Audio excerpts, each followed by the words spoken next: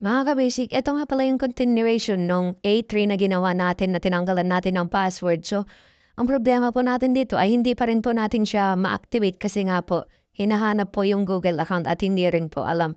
So, dito, makikita nyo kung paano natin i-bypass. Ang ginawa ko nga pala dito ay manual bypass ko na lang din po kasi nga po, yung charging port niya po ay hindi gumagana sa computer. So, pakisundan nyo na lang. Kung makikita nyo dito, sa may part na 'to, hindi na po uubra yung mga old school na share article natin. 'Pag klinik natin yung share article, babalik lang po siya ng ganyan. So, ibang level na po kasi yung patch neto. So, gagawa tayo ng ibang way. Pakisundan na lang po ng maigi at pansinin niyo ng maigi kung saan yung mga kiniklik ko, diyan po banda. And then po, click po natin ulit yung turn on location. Dito naman po, learn more ulit. At sa learn more, learn how to get started for the first time. Yun po yun. So, ang gagawin natin, pipindutin yung timeline and then back lang natin yan o kaya skip. Dito po ay mag-search po kayo ng location kahit ano, kahit hotel. So, pinili ko kasi dito hotel eh. Yan, basta may mga share po siya. Kung mapapansin niyo po sa may right side, yung may share button na yan, click lang po natin yan. And then click natin yung messages. Sa messages naman po, gagawa tayo ng panibagong messaging.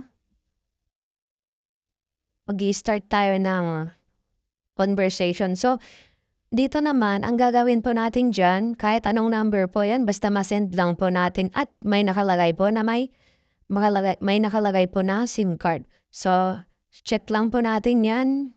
Type natin yung sa www.youtube.com. Yan, wait nyo lang po. Sisend po natin yan. Pagkasend po yan, ikiklik lang po natin yung link sa taas yan. Para po ma-direct tayo dun sa may YouTube. Allow lang po natin. And then dito naman po, click natin yung nasa baba na icon. Ay yung settings na dun. And then, history and privacy. Yan. So, dito alam niyo na po siguro yung susunod niyan. Ang isi-search lang po natin dito ay yung BNROM bypass. Madami naman pong ibang way dyan, madami naman pong nagkalat dyan. Pero mas prefer ko kasi itong BNROM. So, click natin yung BNROM bypass.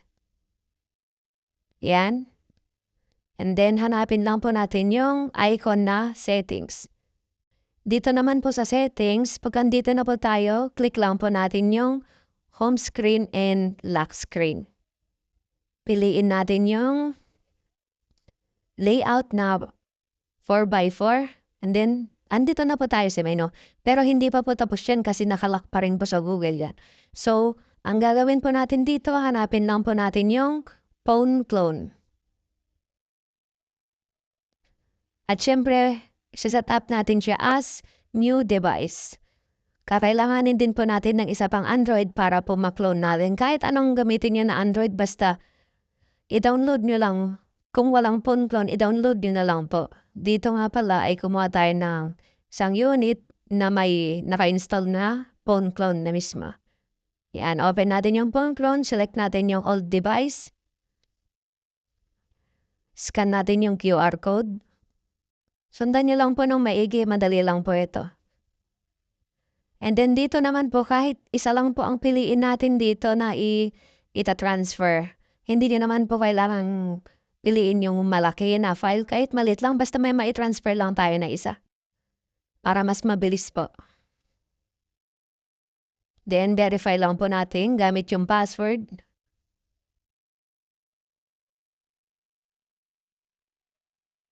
Yan, so nag-connect na siya. So, continue lang natin.